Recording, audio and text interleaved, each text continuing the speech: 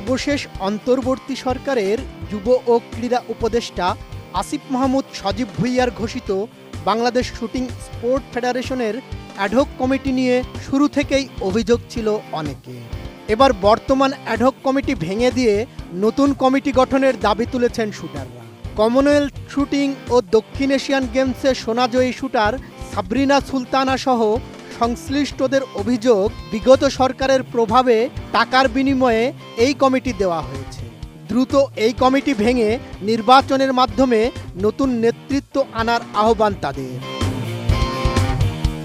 বর্তমান সরকারের যুব ও ক্রীড়া প্রতিমন্ত্রী আমিনুল হকের কাছে সাবরিনা সুলতানার প্রত্যাশা অনেক। তিনি মন্ত্রীর কাছে এই কমিটি দ্রুত ভেঙে দেওয়ার অনুরোধ জানালেন। এতদিন আমাদের শুটিং ফেডারেশন সহ বেশ কিছু ফেডারেশনই অনেক অবহেলিত ছিল। এখন নতুন সরকার এসেছে এবং আমাদের যে ক্রীড়া প্রতিমন্ত্রী আমিনুল হক ভাই, ওনার কাছে আমাদের প্রত্যাশা থাকবে আমাদের শুটিং ফেডারেশনের দিকে যেন উনি একটু দায়িত্বশীল একটু নজর দেন এবং তার কাছে আমাদের অনুরোধ থাকবে শুটিং ফেডারেশনের কমিটিটা যেন ভেঙে দেয়। কারণ এই শুটিং ফেডারেশনের কমিটি যে সার্চ কমিটি ছিল তাদের নির্বাচিত কমিটি না, এটা আমরা যতটুকু জানি এবং আমরা অনেকটুকুই শিওর যে এটা বিগত উপদেষ্টা ক্রীড়া উপদেষ্টার যে সচিব ছিলেন তার মানে আস্থাভাজন হয়ে উনি টাকার বিনিময়ে, সরাসরি বলতে গেলে তার টাকার বিনিময়ে এখনকার এই শুটিং ফেডারেশনের কমিটি দেয়া হয়েছিল। বর্তমান কমিটি ভেঙে দিয়ে মন্ত্রী যেন পুনরায় অ্যাডহক কমিটি গঠন করে এবং নির্বাচনের জন্য আদেশ দেন, এমনটাই চাওয়া এই সাবেক শুটারের।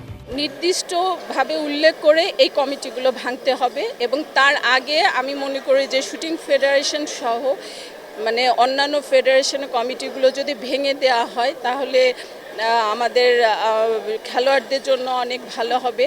তবে এবং কমিটি দিয়ে অ্যাডহক কমিটি দিয়ে নির্বাচনের জন্য অতি সত্বর আদেশ দিলে আমাদের খেলাধুলার মানটাকে আরও এগিয়ে নিয়ে যেতে সাহায্য করবে। 5+ স্টার রেটিং প্রাপ্ত দেশের সর্বোচ্চ বিদ্যুৎ সাশ্রয়ী ওয়ালটন এসি স্মার্ট কমফোর্ট এখন নেক্সট লেভেলে। নারী শুটারদের যৌন ও মানসিক নিপীড়নের অভিযোগের ভিত্তিতে বাংলাদেশ শুটিং ফেডারেশনের যুগ্ম সম্পাদক জিএম হায়দার সাজ্জাদকে ৩ মার্চ অব্যাহতি দিয়েছে জাতীয় ক্রীড়া পরিষদ। তার বিরুদ্ধে কথা বলার কারণে বেশ কয়েকজন শুটারকে শাস্তি দিয়েছে ফেডারেশন। পুরো বিষয় নিয়ে ক্ষুব্ধ এসএ গেমসে সোনাজয়ী শুটার শারমিন আক্তার রত্না। তার দাবি এই কমিটি পুরোটাই দুর্নীতিগ্রস্ত। সাবরিনা সুলতানার সুরে কথা বলে রত্নাও চাইছেন নতুন ক্রীড়া প্রতিমন্ত্রী যেন শুটিংয়ের সব সমস্যার সমাধান করেন। যাকে নিয়ে আমরা ভয়েস রেজ করেছি, লোকটা তো আসলেই গিল্টি, না হলে তাকে এনএসসি অব্যাহতি দিত না। তো আমাদের ফেডারেশনের যে সেক্রেটারি জেনারেল একজন নারী হয়ে যে তার সাপোর্টে এই আমাদের সাথে এই আচরণগুলো করলো, এটাতে প্রমাণিত হয় যে এই কমিটি টোটালটাই করাপ্টেড। তো আমাদের ভেরি রিসেন্ট নতুন সরকার ক্ষমতা গ্রহণ করেছে, আমাদের নতুন ক্রীড়া প্রতিমন্ত্রী পেয়েছি আমরা আমিনুল হক ভাইকে। উনি মাঠের মানুষ, উনি একটা অ্যাথলেটের শুরু থেকে শেষ পর্যন্ত উনি জানেন, উনি আমাদের এই প্রবলেমগুলো সম্পর্কে অবগত আছেন। অবশ্যই উনি ওনার দায়িত্বশীল জায়গা থেকে একটা সঠিক সিদ্ধান্ত উনি নেবেন।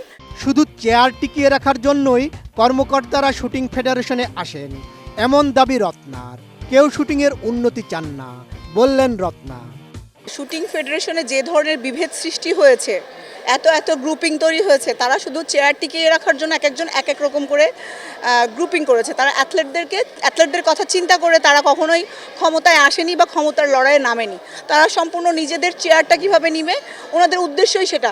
আমি এ পর্যন্ত আমার শুটিং অঙ্গনের কাউকে শুটিং কীভাবে উন্নতি হবে সেরকম কোনো পরিকল্পনা কারোর মুখ থেকে শুনিনি। যদি নতুন কোনো কমিটি নির্বাচিত হয়, কিন্তু সেটারও যে প্রসেসিংটা আছে, কারণ বর্তমান কমিটি যে অ্যাডহক কমিটি আছে সেই কমিটি থাকাকালীন যদি আমরা নির্বাচনে যাই, যোগ্য লোক আসবে না, তাদেরই ম্যানিপুলেটেড লোকজন আসবে। তো এই কারণে আমি বলবো যে যদি নতুন কোনো যোগ্য লোক দিয়ে অ্যাডহক কমিটি গঠন করে দেওয়া হয় নতুন করে, আবার তারপরে যদি নির্বাচন দেওয়া হয়, আমার মনে হয় তখন একটা গুড টিম হয়তো ফেডারেশনের দায়িত্ব নেবে। বাংলাদেশের শুটিংয়ের সোনালি দিন হারিয়েছে অনেক আগেই। দক্ষিণ এশিয়ান গেমসে সর্বশেষ সোনার পদক এসেছিল 2016 সালে। পরের 10 বছরের শুটিং শুধু পেছনের দিকেই হাঁটছে।